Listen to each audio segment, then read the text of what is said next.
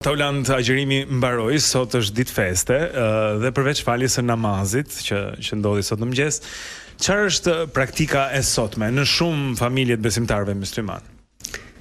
Çdo praktik fetare që muslimanët kanë, së pari nisin me adhurim. Prandaj dhe falja e Bajramit bëhet që në orët e para të mëngjesit dhe është si rezultat i atij përfitimi 30 ditor, sepse është një thënie e profetit i cili i motivon besimtarët duke i dhënë mesazh nga Zoti dhe thotë që për ata të cilët arrin ditën e Bajramit, Zoti i thotë: o njerëz, për mua agjëruat, për mua erdhët të falni ditën e Bajramit. Dhe ja ku jeni sot, në ditën e gëzueshme të Fitr Bajramit, ktheuni në shtëpitë tuaja të falur dhe të pastruar nga mëkatet.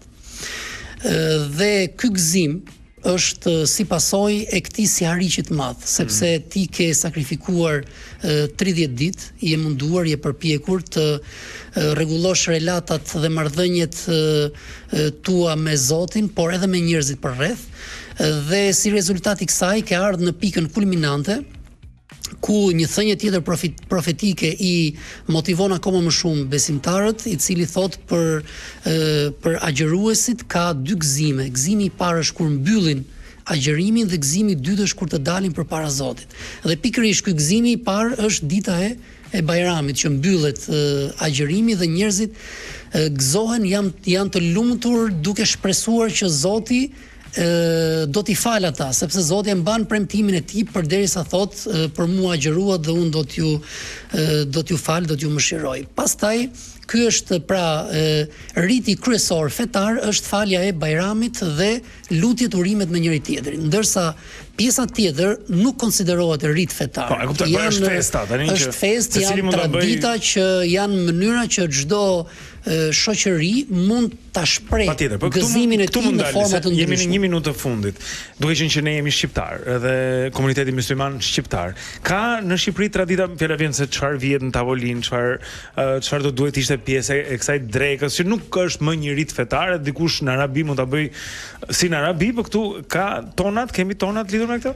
Normalisht ne jemi mësuar me këto simbolikat e tryezave të caktuara, për shembull për vitri është gjeli i detit, ka diçka domethënë të tillë që njeriu lidhet pas asaj, por për Bajramet ka mbetur si traditë dhe vazhdon të mbetet është baklavaja, ndoshta e trashëguar edhe nga tradita turke që ka pas qenë njësh me të tonën, por specifike e kësaj dite dhe më kryesorja që japin rëndësi besimtarët musliman shqiptar janë vizitat që bëjnë tek njëri tjetri.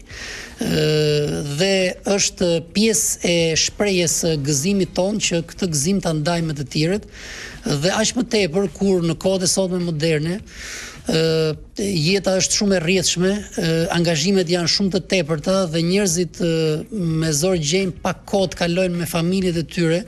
Ndoshta me familjen e ngushtë të vogël e kanë pak më shumë, por me prindrit apo me të afërmit pak më të gjerë kjo ka ndikuar, domethënë, dhe e shfrytëzojnë këtë mundësi që të shkëmbejnë urimet me njëri tjetrin dhe mbi të gjitha pastaj me atë familjen bërtham të mblidhen në tryezën e Bajramit, në sofrën e Bajramit, siç e quajmë ne, sepse kanë 30 ditë pa u bashkuar familja në orarin e mesëm të ditës. Dreka sot ju duke parë televizor, por me njëri tjetrin aty rreth tavolinës. Për të tjerave dreka është gëzimi më i vogël brenda familjes pastaj. Bukuri. Gëzuar Bajramin edhe një herë. Gëzuar Bajramin.